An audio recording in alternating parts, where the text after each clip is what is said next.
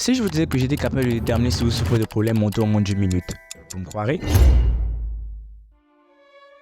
Baisse un doigt si t'oublies tout le temps ou que tu perds tout le temps des trucs.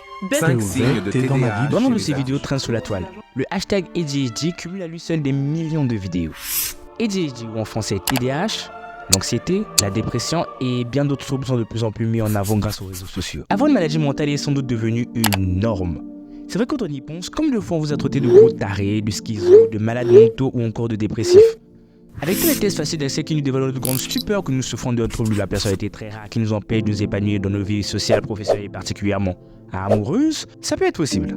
Mais plus sérieusement, le fait que certaines maladies deviennent des trends, ça peut stigmatiser et rendre moins crédibles en fait les troubles. Certains termes qui ensuite passent dans le langage courant et ça c'est problématique. Par exemple, t'es complètement schizo, il est bipolaire, elle est border. Pour ma part, je pense simplement que ces vidéos tentent d'expliquer pour les auteurs le pourquoi ils agissent de telle ou telle manière. Et en vrai, ces tests sont à peu près concrets sur certaines questions.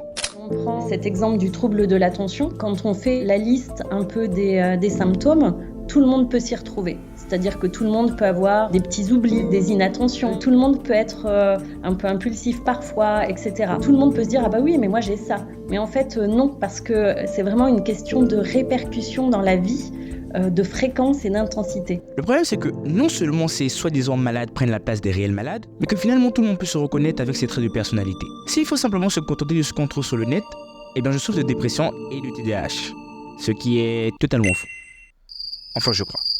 À vrai dire, moi aussi, je me suis auto-diagnostiqué un TOC. À ce moment-là, je consommais pas mal de contenu qui traitait du sujet, des podcasts au livre, je prenais tout. Je rejetais toute information qui allait à l'encontre de ce que je pensais et ne gardais que ce qui m'arrangeait. Dans mes plus gros moments de stress, il m'arrivait même de participer à des forums en ligne pour savoir comment les autres vivaient cela.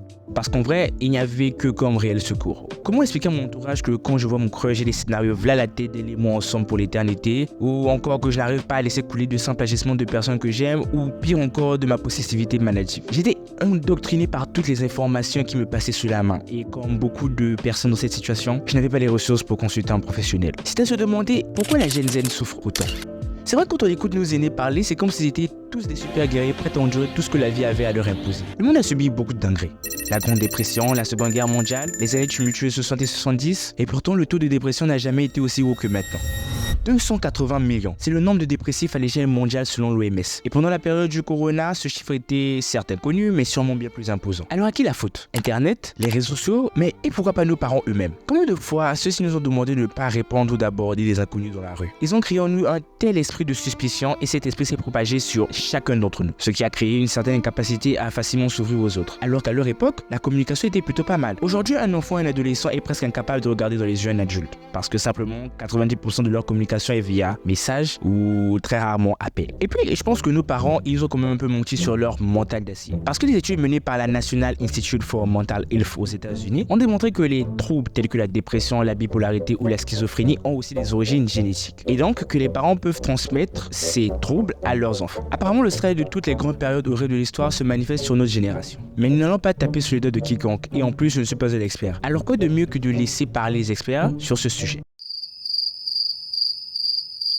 Eh bien, à part Delphine P et une certaine psychologue clinicienne au nom de Brie Ansley, qui a fait quelques articles sur l'autodiagnostic avec pour mot d'ordre le fait que les adolescents actuels sont dans une lutte de l'identité pour savoir qui ils sont vraiment et vers quoi ils veulent devenir, je n'ai pas trouvé grand chose de la part de nos fameux experts, ce qui les décrédibilise un peu. Mais cette vague de troubles a peut-être aidé ceux qui avaient besoin d'être mis en avant, les malades eux-mêmes. C'est vrai, avec tout ça, ils n'ont plus honte de se cacher d'être différents des autres. Enfin, pour certains, ceux qui ont réellement la force de sortir de leur tanière pour s'ouvrir au monde. Mais et si TikTok avait raison? Ou plutôt, et si nos experts avaient tort?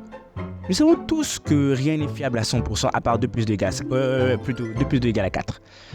Je veux dire, prenez un pas en arrière. Les institutions de la santé mentale ont le dernier mot sur votre position mentale. Si vous êtes sain ou un peu désorienté pour ne pas blesser les malades, ces institutions ont le pouvoir de décider comment nous devons nous percevoir aux yeux du monde. Et on le consomme ainsi. Nous les humains avons besoin de guides. Et la société nous guide. Cette même société cherche et crée des personnes différentes, les place dans une catégorie et les définit comme telles. Je pense que vous comprenez mieux pourquoi les autorités voient de mauvais œil ces autodiagnostics venant d'une plateforme où danser est plus présente que les autres. Bref, sur ce c'était Revolve. Bisous.